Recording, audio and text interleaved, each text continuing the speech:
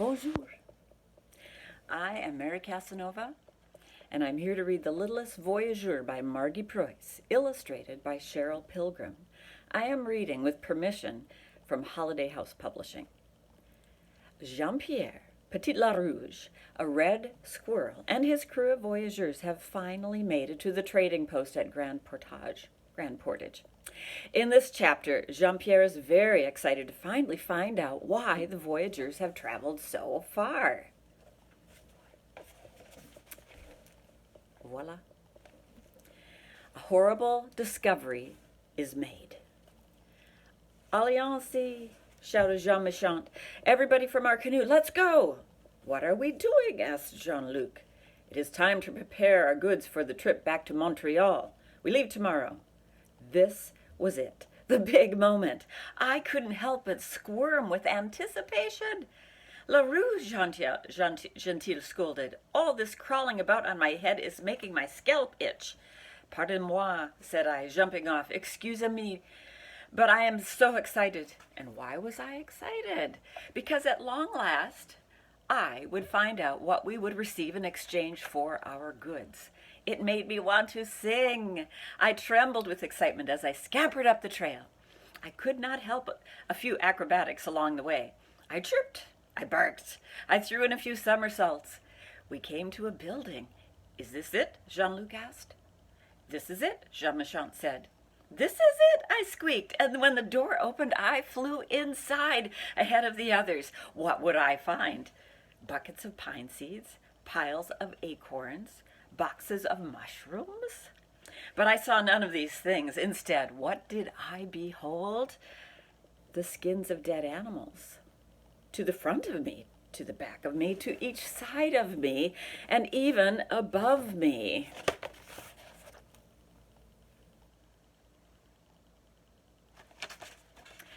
The skins of wolves, martens, bears, lynxes, raccoons, minks, and beavers hung from the rafters, especially beavers. Beaver pelt after beaver pelt. Dozens, no hundreds of pelts, furs, and skins. And traps. Dozens of metal traps. Traps that shut with a sickening snap, a splintering crunch. What could it all mean? We had come such a long way for this? Perhaps some horrible mistake had been made, I thought. But no, I saw the man behind the counter counting out skins. What is this place? Jean-Luc asked, looking around at the furs and all the other trading goods. This is the trade store, says Jean Méchant.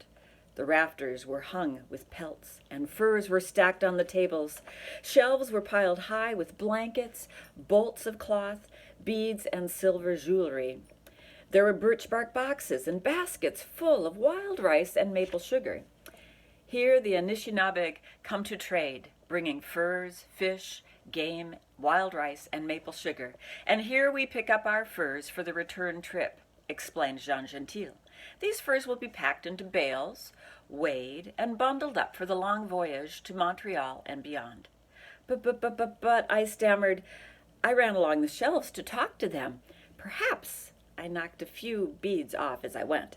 I might have spilled a little wild rice. Maybe a few silver trinkets clattered to the floor.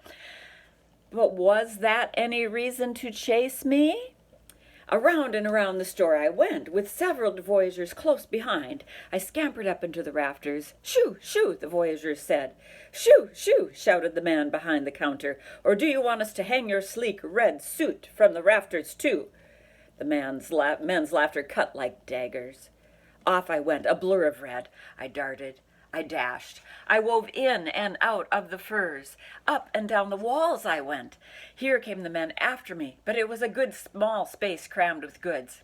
Jean-Louis tripped. Jean-Paul slipped. Jean-Claude bumped into Jean Méchant. Jean Méchant bumped into Jean-Jacques. Jean-Jacques bumped into Jean-Luc. Jean-Luc bumped into a big pile of cast iron cooking pots that all tumbled down with a crash and a clatter. Just as Jean-Henri was about to snatch me by the tail, Jean Gentile scooped me up and carried me outside. Lucky for you, he said, that you are not a beaver, for you know the Englishmen must have their hats.